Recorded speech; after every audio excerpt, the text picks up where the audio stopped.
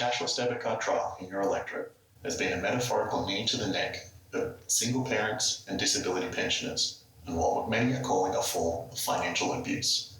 Bundaberg has one of the fastest rising populations of homeless in Australia, and a private company having control over people's finances is unconscionable.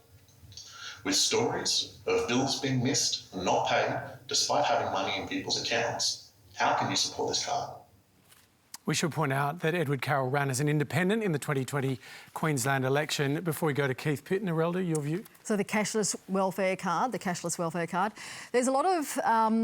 it's not working. It's not working, and it only creates stigma around it. There's embarrassment around it. There's a lot of shame that goes with this card, and it should be about empowering people to manage and determine their own destiny.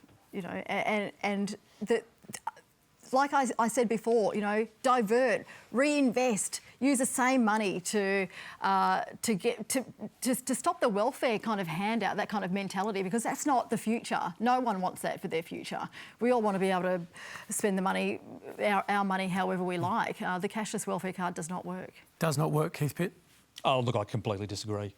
My electorate is one of the trial sites. We are a different cohort compared to the others. This is for under 35s, only on 4 payments, none of which are the disability pension, by the way. And all of the feedback we get locally from frontline service providers and our Indigenous community members is strongly supportive, because it's made a significant difference. Now, difference to what? It makes a difference because there are other services, if that's what you're saying, that it does make a difference, because other services are operating in unison with it. So there's actually, while where the trials are underway, it looks like the card is working. It may well be the other services that are provided to that community that is actually the most effective. So just to finish, I have the largest trial site in the country. We are not a majority Indigenous location. It is under 35s, and within a short period of time, one of my big challenges is in youth unemployment. Right, it was outrageously high, 27%. Right, that's unacceptable. Within some months, that was down to 17%. The feedback from people who are providing food baskets and a pile of other things. This is very tough policy. Right? I absolutely acknowledge You're stripping people's autonomy. But it's tough but necessary, and it matters and it makes a difference. And the people I represent, they want me to do something. And the option, what is the option put up by others, is to do nothing and let this continue. I'm just not up for that. Now, you know, we cop a fair bit of flack, as do others, and I understand that. But if I'm ensuring that 1 kid, 10 kids, 50 kids are getting fed every single week and getting the fundamentals of life, I'm willing to have the fight. Andrew Liveris, if the data suggests that, is it worth it, stripping people's autonomy away? Look, I am totally not an expert in this area at all, and so I would like to defer to the people who know something about the subject. Malcolm Turnbull?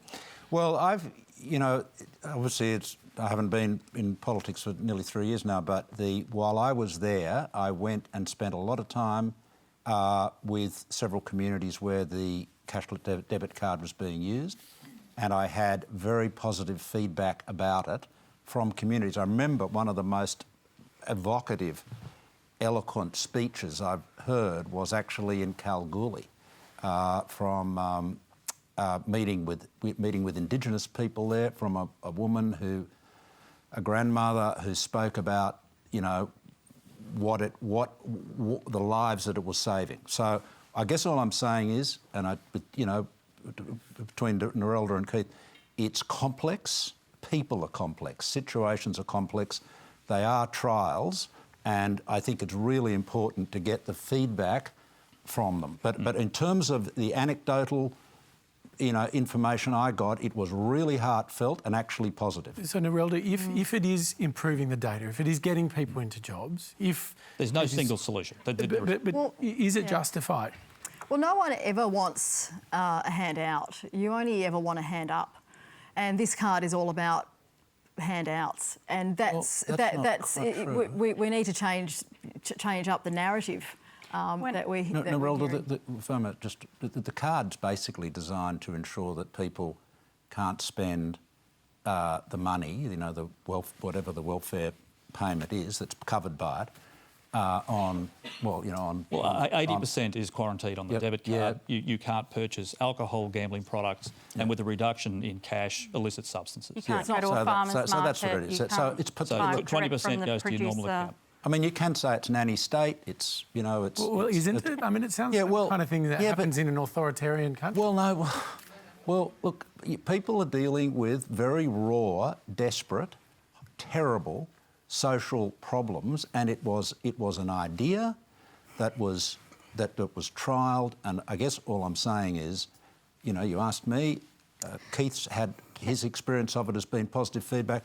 The experience I had as Prime Minister, and it wasn't sort of curated or stage managed, was very positive, but I do recognise there's plenty of criticism. So that's why you need to assess it objectively. It is only one tool. Sorry, Narelda. You go. I was just going to say, look, I've had a lot of feedback come into my office about it. We've got Cashless welfare card in Sejuna. The Senate has also had to vote on the extension of the card recently, and the overwhelming feedback that we've had from people who are actually being put on the card is that it is demonising to them. It's shameful. They feel it's discriminatory, and overwhelmingly the vast majority of people on these cards in other places are in fact First Nations. But I must say the thing that I'm mostly worried about right now, Hamish, is what it does to women who are trying to get out of terrible domestic violence situations.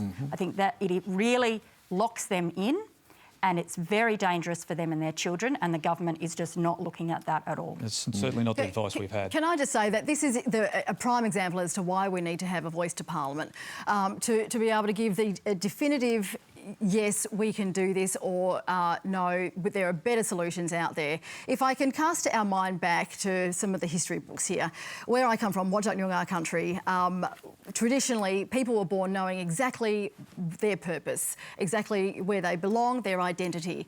Women were equal, if not the leader of their families and their mob.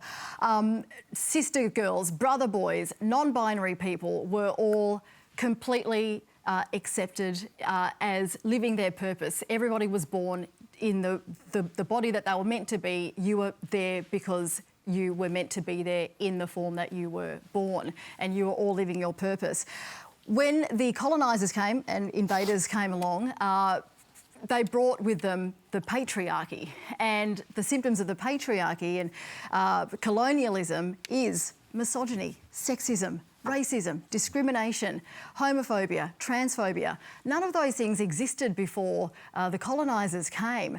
So that is why having a presence and having the visibility in our communities, and until Australians stop saying, I've never met an Aboriginal person, they don't live in my community, then we need to work harder to make sure we see the Aboriginal people that live in your community, because that's when it will change this country for the better. Yeah.